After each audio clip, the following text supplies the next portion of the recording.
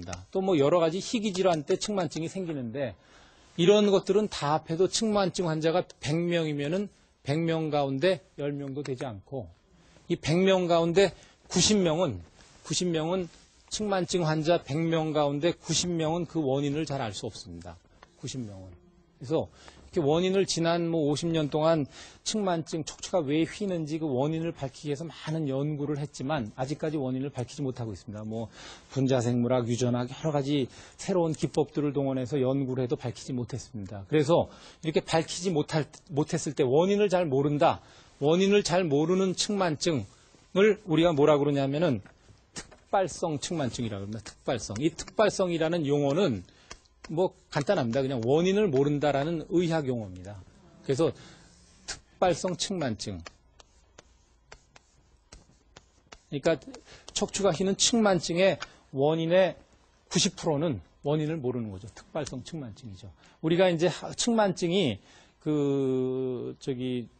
병명을 들어보신 분도 있지만 대개 익숙치가 않죠. 저도 학생 때 들어본 적이 없는데 요새는 학생들이나 학부모들한테 측만증이라는 병이 잘 알려져 있습니다. 왜? 학교에서 신체 검사를 하는데 측만증만을 위한 학교 검진을 합니다. 그래서 뭐 귀대개 자녀가 측만증입니다. 정밀 검사 받으세요라는 통보문이 가기 때문에 측만증이 아주 유명한 병인데 그 학교 검진을 하는 이유는 바로 이 특발성 측만증 환자를 조기에 잡아내기 위해서 검진을 하는 겁니다.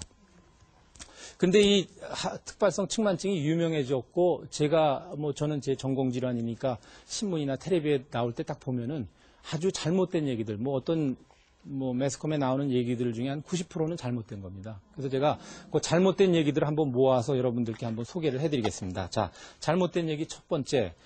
자, 이 특발성 측만증은 그러면 이게 흔한 병이냐? 그러면은 이게 보통 우리나라나 미국이나 일본이나 인종의 차이가 없습니다. 2%입니다. 빈도가. 그러니까 어떤 학교 100명 학생들을 조사하면은 2명이 있고 1000명을 조사하면 20명이 있죠.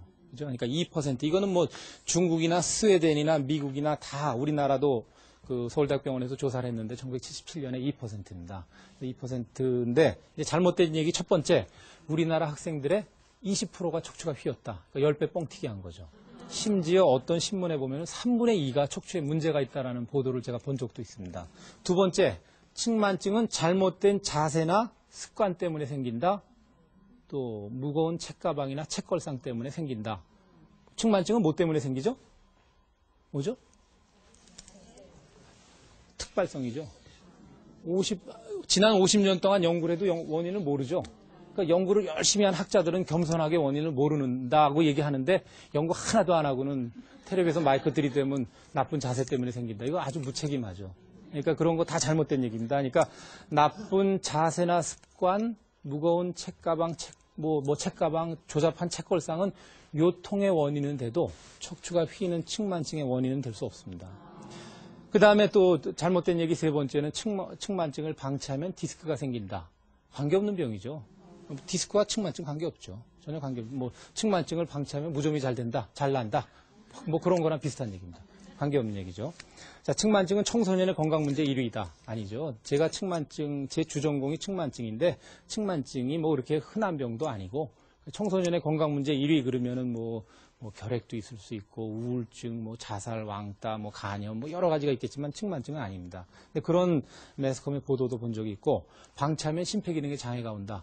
측만증이 어떤 경우는 측만증이 이렇게 똑바른 척추가 약간 휘어있는 애들도 있고 이렇게 많이 휘어있는 애들도 있습니다. 저 정도 많이 휘어있죠.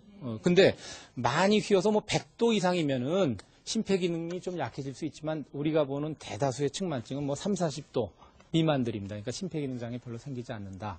그런 것도 잘못된 얘기고 마지막으로 가장 문제되는 얘기가 측만증을 빨리 발견해서 교정치료를 해야 된다는 겁니다.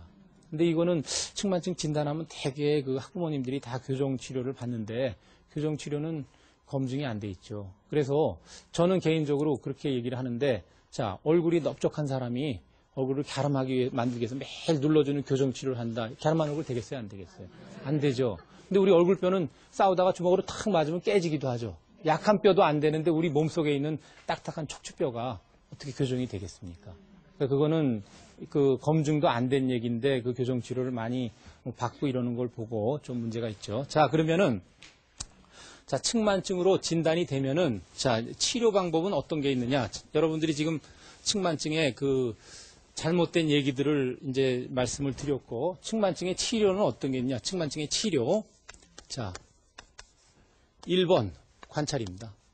대개의 측만증은 뭐 30도 미만, 뭐 전후, 뭐 10도에서 30도 이런 거기 때문에 되게 관찰합니다. 더 커지지 않는지. 관찰하면은 이 보호자들, 학부모들은 막 마음이 급하죠. 그러니까 뭔가 치료해 줘야 되는 거 아니냐라고 화를 내는 분들도 있는데 이 관찰 그냥 더 커지지 않는지 지켜보는 것. 괜히 불필요한 치료할 필요 없이 관찰하는 게 굉장히 좋은 치료인데 대신에 불안해하는 보호자들을 잘 좀 얘기를 해서 이해를 시켜야죠. 두 번째 치료가 보조기입니다.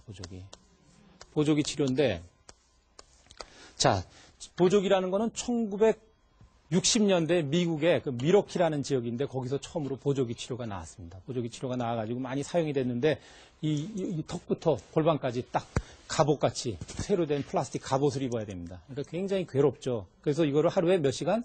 22시간 내지 23시간 잠도 이거 입고 자야 됩니다. 그래서 이런 치료를 했는데 1980년대 한 20년쯤 사용하고 나니까 부정적인 의견이 나타나기 시작했습니다. 그래서 측만증에 보조기가 과연 효과가 있느냐. 그래서 현재는 보조기 많이 사용하죠. 저도 사용하지만 아직도 보조기 효과가 있다라고 주장하는 사람들이 많지만 외국의 대가들도 아주 측만증의 대가들 사이에서도 효과 있다와 효과 없다.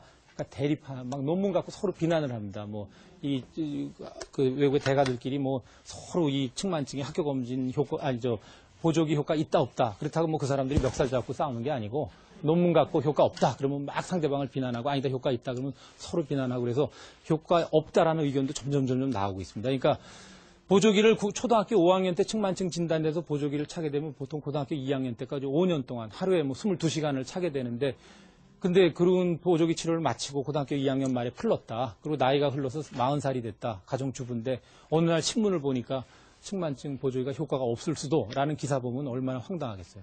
막 분노가 생기겠죠. 그죠? 예. 근데 이 보조기 효과가 없을 수도 있다라는 거는 이거는 곧바로 학교 검진의 문제로 연결이 됩니다. 그래서 학교 검진의 문제로 연결이 되는데 자, 학교 검진이 뭐가 중요하냐? 이거 뭐 그렇게 중요한 거 아니죠. 그렇지만 제가 그 의학의 어떤 의료 행위든지 밝은 면이 있으면 어두운 면이 있고 장점이 있으면 단점이 있어요. 아까 그 최소 침습 수술 뭐 이렇게 그 레이저 디스크를 뭐 간단히 제가 지난 시간에 말씀드렸지만 국소 마취로 한다. 간단하다 그러지만 그 실상을 알고 보면 좀 어두운 면도 있죠. 그죠? 전신 마취 못하는 거. 마찬가지로 학교 검진도 그런 면이